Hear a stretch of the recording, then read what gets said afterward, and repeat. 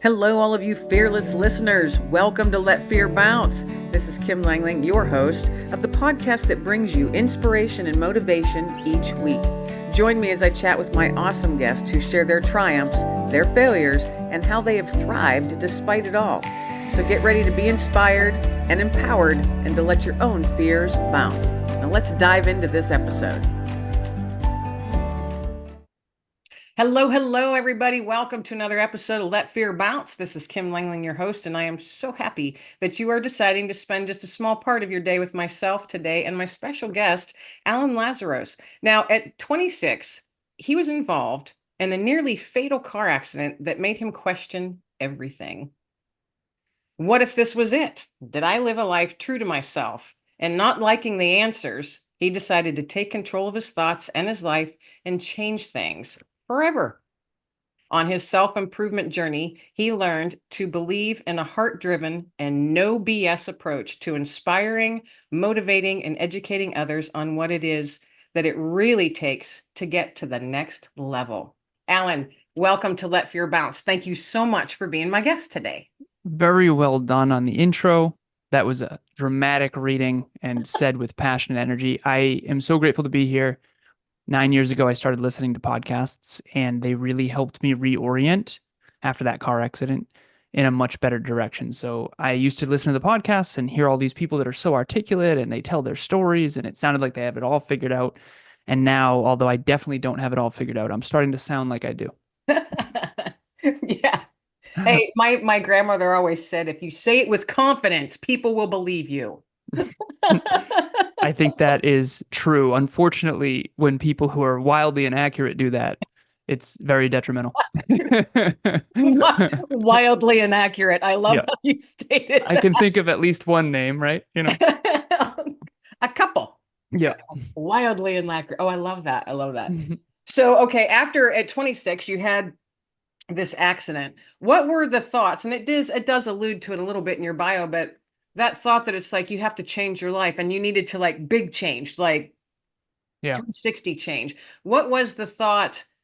Or were you severely injured, or was it your life passed before your eyes? The mindset that you were in when you had that thought, that epiphany, that you're just like, oh my goodness, I got to change, and I got to change right now. Well, the thing that I think is particularly different about my car accident, number one, physically we were okay, and I'm so unbelievably grateful for that. But my father, when I was 2 years old, passed away in a car accident when he was 28. So when I was 26, that car accident happened for me, and I was driving a 2004 Volkswagen Passat. Two things saved my life. One, it wasn't a Mack truck, it was a lift-kitted pickup truck, for lack of context.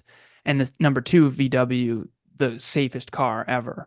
The frame did not crumble at all. And I used to call this car the tank. It's a German engineered steel trap of a car, both airbags deployed, and we were physically okay. My little cousin, second cousin, and I. So he was 17 and he was thought nothing of it. He was tweeting about it that same night. I was existential quarter life crisis. This is the second chance my dad never got. So for me, it was much more of the Phoenix burn down, re-rise from the ashes moment, because I was 26 and I grew up hearing stories about my dad, John. My real last name is actually McCorkle. John McCorkle was my father, and he died at 28. So for me, this was, whoa. I don't just intellectually understand that we could have just died. I emotionally, mentally, spiritually understand how possible that was. And back then, 40,000 people per year in the US alone in motor vehicle accidents. So statistically speaking, I mean, I'm just very lucky to be here. And it got me to question everything. The truth is, now in hindsight, it's obvious to me now, but at the time I didn't know what the hell was going on. It got me to look inside much more than outside. So I was achievement oriented, I was improvement oriented, I was successful and professionally developed, computer engineer and straight A's in high school and academics, scholarships, financial aid, corporate tech companies, very successful in terms of revenue income. In my early 20s, I was a 1% global earner selling industrial automation equipment. But The problem was I was professionally developed. I wasn't personally developed. I was improvement oriented. I wasn't self-improvement oriented. And so I often joke, I say, men can't even ask for directions, never mind get a therapist. And I got a therapist in my early 30s, and now I'm hoping to hit puberty at 36. By the way, I'm 35 now. I look 15, really helps me in my business career, particularly with men, right? But who's this Ken doll is going to tell me how to run my business? Uh, but at the end of the day, I realize now in hindsight that I was trying to solve internal fulfillment wounds, lack of fulfillment wounds with external achievement. And I mean, that's where a lot of people start, right? So now I have these 4 buckets that I use that I think we all go through. And I think every movie, every film, every piece of literature is kind of the human condition in a nutshell that goes through these 4 buckets. And the first one is unsuccessful and unfulfilled. I remember my stepdad left and I was a cart kid and a busboy, and I was deeply unfulfilled and deeply unsuccessful. Then I became successful, which I thought would solve my problems, but I was deeply unfulfilled. Then after 26, I actually went all the way past broke, liquidated all my stocks and investments, started my own company, and I was super fulfilled and fit and happy and healthy and productive. And I loved who I was, personal development, personal development, personal development, but I was unsuccessful. And so that turns out to also kind of suck, to be honest. And so eventually I got into the 4th bucket, which I'm now in, which is I'm successful and I'm fulfilled. And my success is actually in alignment with who I really am, not who I'm pretending to be or who I think I should be for society or for my family or for my stepdad or for my mom or whatever, right? So the 4th bucket is where I think everyone's trying to get to. That's who I help my clients get to. That's what I help my clients with now. And essentially, the indicator that you're in the 4th bucket, from what I've found, is you don't necessarily want or need more success. What you want is your life. You want your future to be an amplified version of what it already is. That's the best way, I think, to prove that you're in alignment. Is I want my current life. I want my future to be an amplified version of what it already is. So I'm podcasting right now. I want to do more of that. I'm speaking right now. I want to do more of that. I'm coaching right now. I want to do more of that, whatever that is for you. And so that's the shortest possible version of 35 years in 5 minutes. Okay, so you mentioned, okay, your dad passed away when he was 28, you were 2, and then you also mentioned that your stepfather, so I'm assuming that your mom remarried, your stepfather left. Mm-hmm. Did he leave when you were younger as well? Hardest year of my life, didn't know it at the time. I've actually since emailed my teacher. Mrs. Pryor was there for me during a really tough time. 14 was the hardest year of my life. So my stepfather left at 14. My real last name is McCorkle. His last name is Lazarus. And so a lot of Greek people, they go Lazarus because I'm not Greek at all. I don't, Not. right? I don't have a hair on me. Yeah. So Lazarus, I get a lot of that. I'm the only Irish, German, Polish Lazarus maybe ever. But anyways, so blonde hair, blue eyed Greek, right? So again, talk about the identity issues and all that, and who are you? Who am I? Did I right? So all of that happened at 26 for me. But at 14 was the hardest year of my life because my stepfather left. We didn't really associate with the McCorkles anymore. My father, John McCorkle, was a part of a big Irish Catholic family. So it was Jim, Joe, John, Jane, Joan, Jeanette, 6 kids, all J. And we were kind of trying to be the Lazaruses. So we didn't associate much with the McCorkles after my stepdad came into the picture. And then when he left at 14, he took my entire extended family with him. So Grandma Joan, Grandpa George, everyone I knew up to that point, McCorkles and Lazarus is gone. And I haven't seen any of them since in terms of my stepdad's side. The McCorkles did welcome us back after that. So So you had there's a lot of loss yeah. in your life, and that's, and as you were, and this is just me, my armchair psychology. You had that car accident, and all of a sudden, you had things leave and lost so much up to that point in your life, or the people were leaving, so it was a loss to you, and you almost lost your own life. It paints a better picture for me then of that epiphany that you had at that car accident Well, simply because you had a life. Had you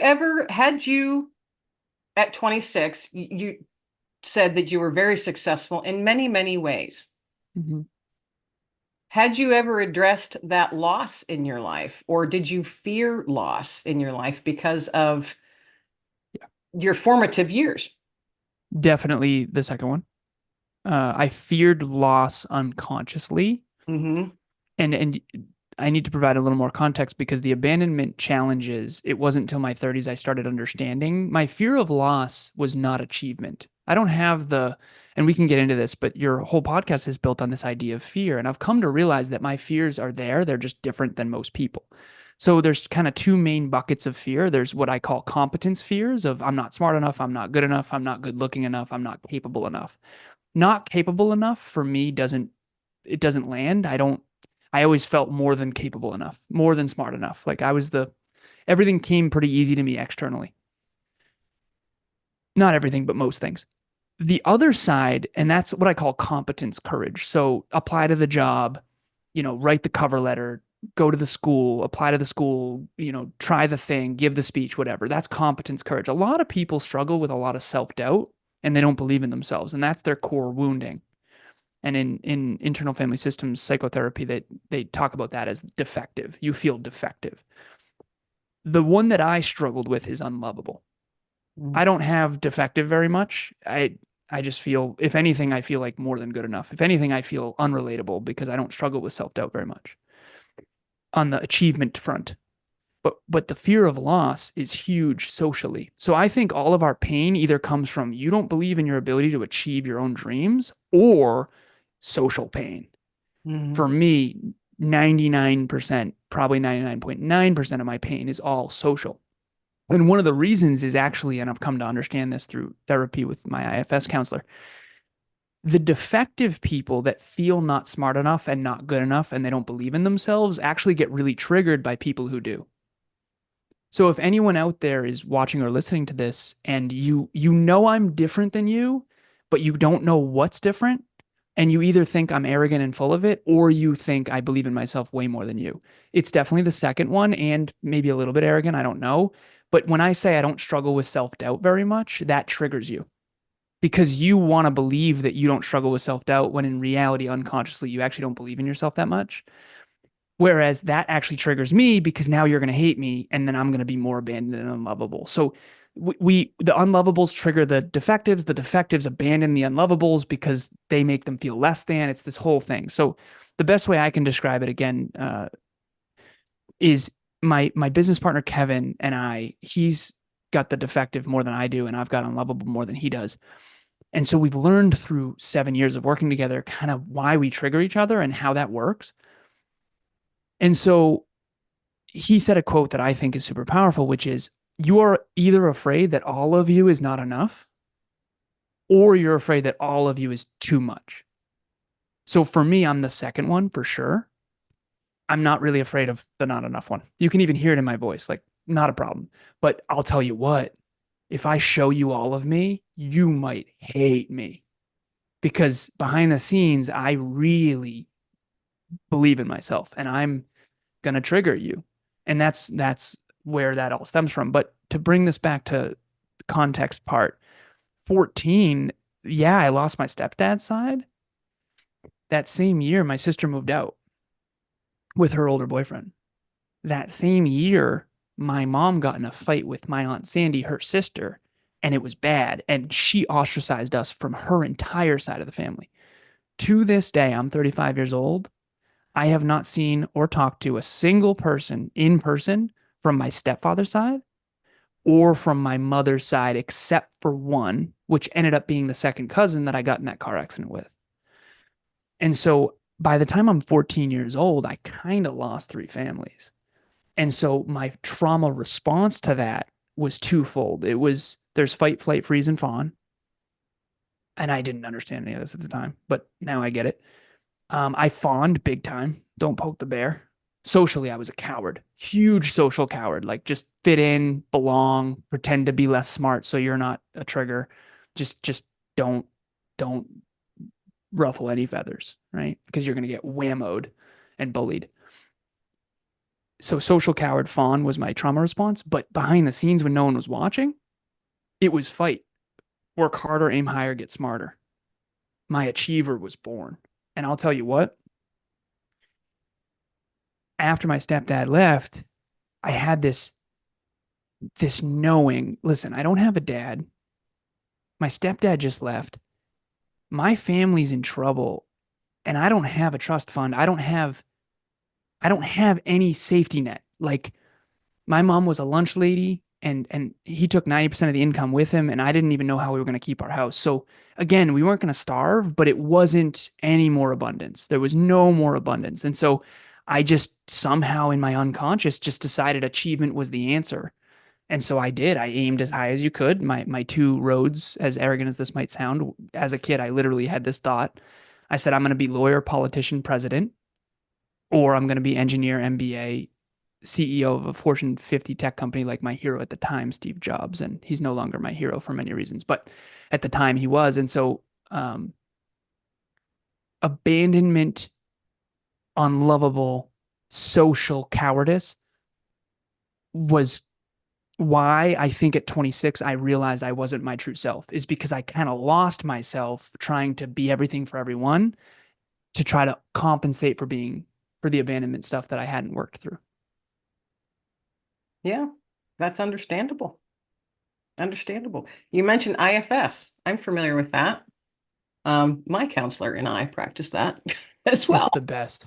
Oh my goodness. Um, What and a game changer, huh? for me, it was, yeah. I live with PTSD. And yeah, for me, years and years of talking to different people and them trying different things. And then IFS was introduced to me, and I went, I can get this. It just made sense. Most powerful modality And and also it's not for it's everybody. unbelievable. Yeah, It's yeah. not for everybody.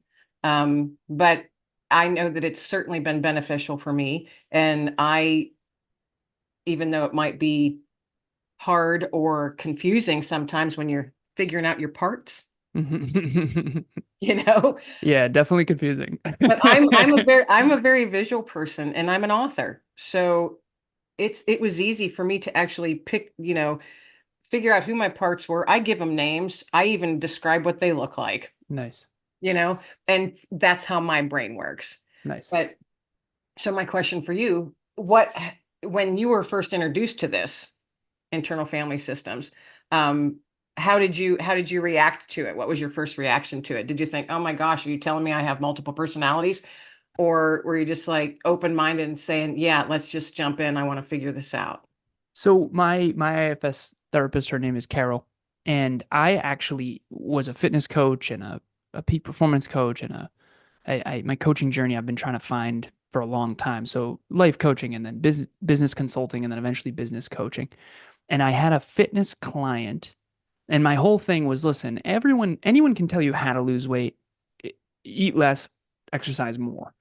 Almost no one can get you to do it. I know what buttons to press to get you to actually do it and not manipulate you, but influence you in a positive direction. And that's the key distinction. But anyways, so one of my first clients, her name was Amy. I would coach in fitness and she had some trauma she wanted to work through. And I said, I'm not a therapist. I'm only a fitness coach. So I would recommend therapy for that because she had a really toxic ex who was physically abusive.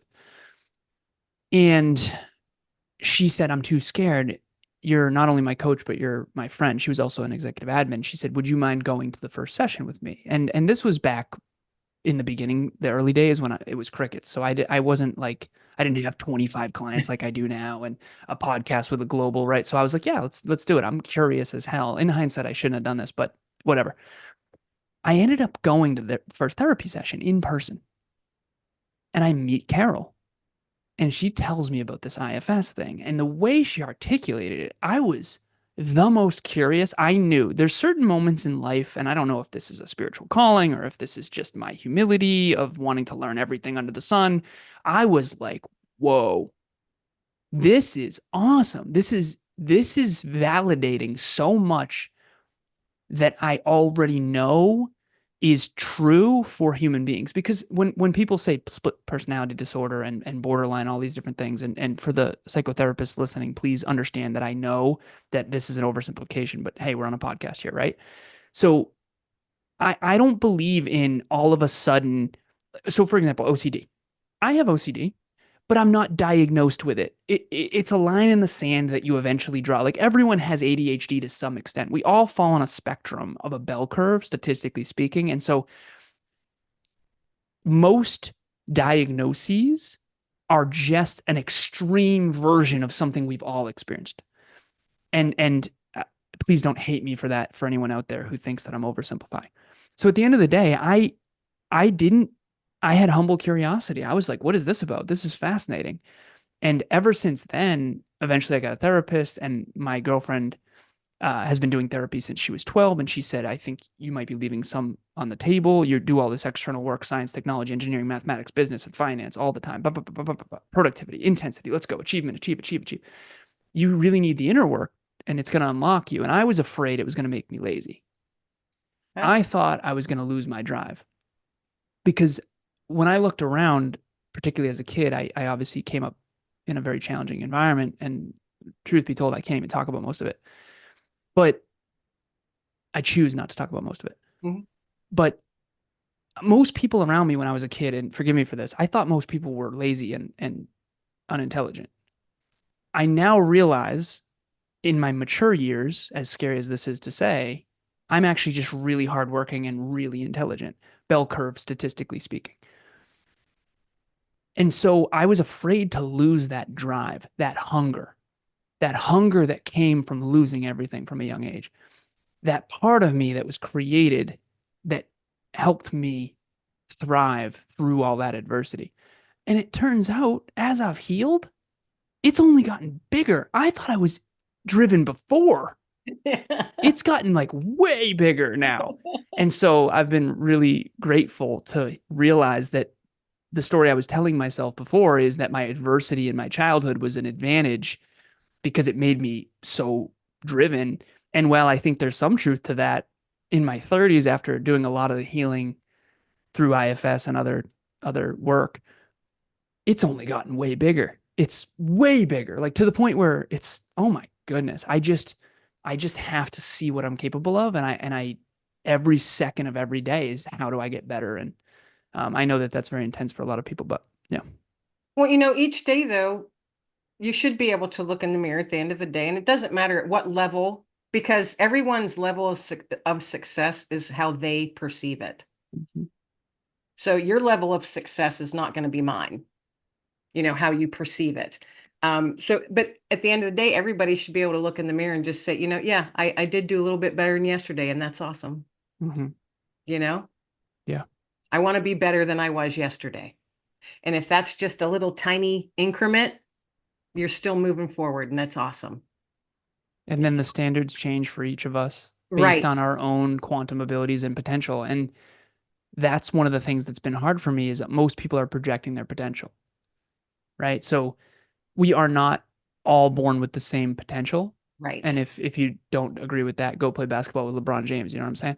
But right. at the end of the day, I think that we all have an obligation and responsibility to maximize whatever that potential is. And some of it is much higher and bigger than others, and some of it is smaller. And I think we all know that.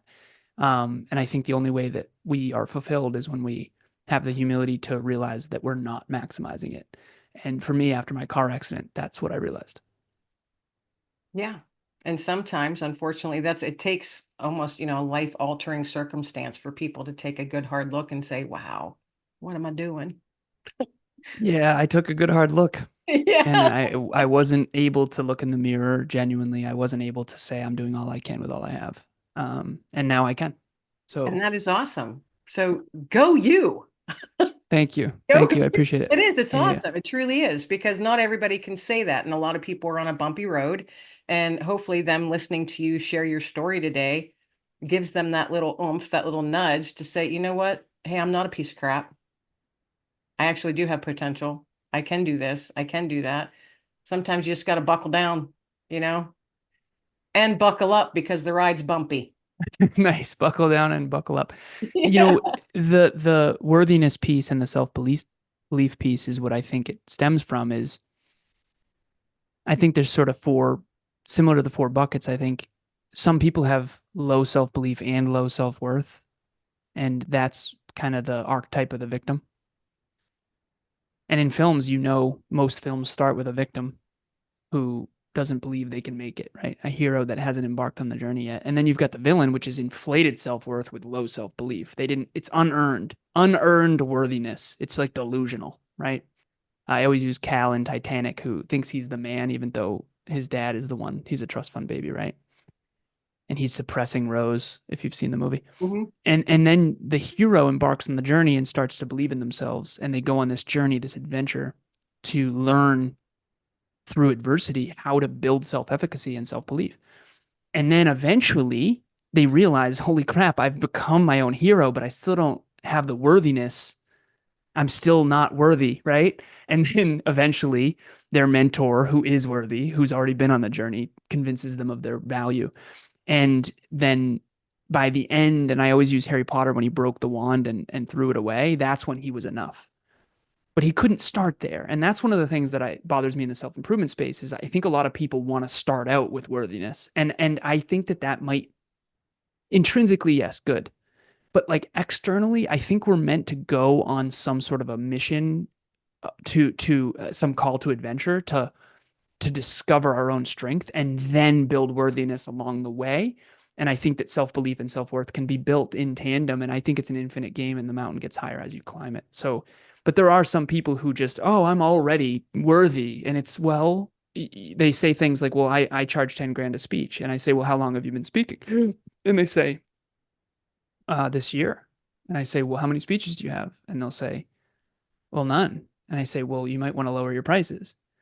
And they're like, well, I'm worth 10,000 in the economy. No, in spiritual delusion, maybe. Right. And at the end of the day, I think that's where people get caught is the misunderstanding of self-belief and self-worth and how Yeah. they actually work. And more importantly, how to actually build them. Right. Right. Yeah. Yeah. You're, there's something, I can't even remember who said it to me, but they said, um, like monetarily, like if you're trying to sell something, it's only worth as much as someone is willing to pay. Yes, that's the economy. And thank you so much for saying that. Some And people, that might be $100, not your yep. 10 grand, sweet pea. Sorry. I appreciate that, right? I don't know what world you grew up in, right? Right. Yeah, And there's a reason. I don't know a lot of people that have 10 grand to pay for a speaker. Exactly. And if it's a big corporation or something like that, sure. And I know, Despite I what know, Instagram says, right? Yep. oh, don't get me started. Yep. Yeah. We can go there if you want. Yeah. Nope, nope, we Yeah. don't have Yeah. time. No, we don't have time. Yeah, exactly. Yeah, that's true. We don't. You're absolutely right. We Well, can't go there. We don't have that's time. right. We can't. Yeah. We're running out of time here, Alan. This has been an awesome conversation. I truly appreciate you taking time out of your day to hang out with me here on Let Fear Bounce. Let folks know where they can find you online or wherever that may be. Share that with the listeners, if you would. Well, first off, thank you for having me. I do not take that lightly. Like I said, I remember at the beginning of starting my own business, it was crickets. So much, in fact, that I went all the way past broke. So thank you so much for having me. I really appreciate it. Where people can find me, Next Level University is the podcast, spelled just like it sounds. Nextleveluniverse.com is the website. So Next Level Universe, all the things Next Level. We've got a monthly meetup. We've got a book club we do every week for free. We've got our own journal. We got all kinds of cool stuff there. And then you can email me, ALAN at nextleveluniverse.com, spelled just like it sounds. Just please provide context, obviously, because like all of us, I do get a lot of spam mail. And yeah, thank you. Awesome. Awesome. So folks, all of that will be in the show notes and then in the description if you're watching this on YouTube. I ask all of my guests if they would please toss out a nugget of hope to the listeners, one that they can tuck away in their pocket and carry with them for the rest of the day. So what would your nugget of hope be for the listeners today? I was thinking about that when you asked me about, where to find me, because I knew it was coming. Nugget of hope of all the things that I've learned in 35 years, what would be the one nugget of hope?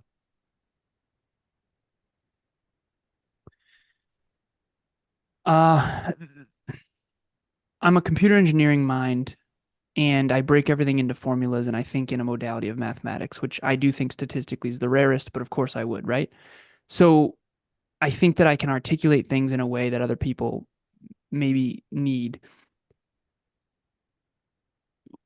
A lot of people don't know what human optimization is and they don't know what optimization means, but it refers to an optimal stopping problem. It's the Goldilocks, right?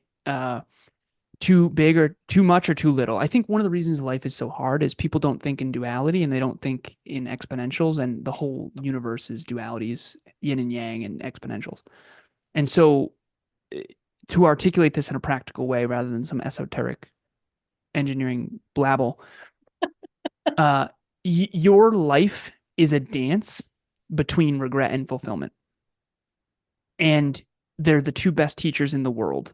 If you have the courage to admit your regrets, you can transform. And after my car accident, I had a lot of regret. And what is regret? Regret is when we know we didn't do all we could. It's when we know we didn't take the high road. It's when we know we let ourselves down. How you feel about yourself when you're by yourself, right? So regret is the best teacher, but you have to own it and feel it and get unstuck from the shame of it and then accept it and forgive it and move on. And that's a whole grieving thing. Yeah. Then the other piece is fulfillment, which is when were you the most fulfilled? Not happy, not pleasure, not in a good mood. I'm talking fulfilled on the soul, emotional, mental level. I'm talking physical, mental, emotional, spiritual fulfillment. So for the hope, you do have a bigger, better, brighter future waiting for you on the other side of learning from fulfillment and learning from regret. I appreciate your time and your nuggets. So I hope everybody out there listening, I hope you picked that one up and you're going to carry it with you for a bit. Alan, once again, thank you so much for being my guest on Let Fear Bounce. I appreciate your time. Thank you, Kim. Keep doing what you're doing. It's definitely helping people, and I really appreciate it. Thank you. Thank you. And everybody out there listening, this is Kim Langling, your host of Let Fear Bounce. Everybody be well, stay well, and be blessed. Thank you for tuning in to another episode of Let Fear Bounce. I do realize that your time is precious, and I appreciate that you've decided to spend just a small part of your day with myself and my guest. I hope that you found inspiration and motivation tucked into this conversation today. And remember, every triumph and failure is a step towards thriving. So stay fearless, stay inspired, and join me each week with more inspiration from amazing guests from all over the world. Until then, stay fearless, my friends, and let fear bounce.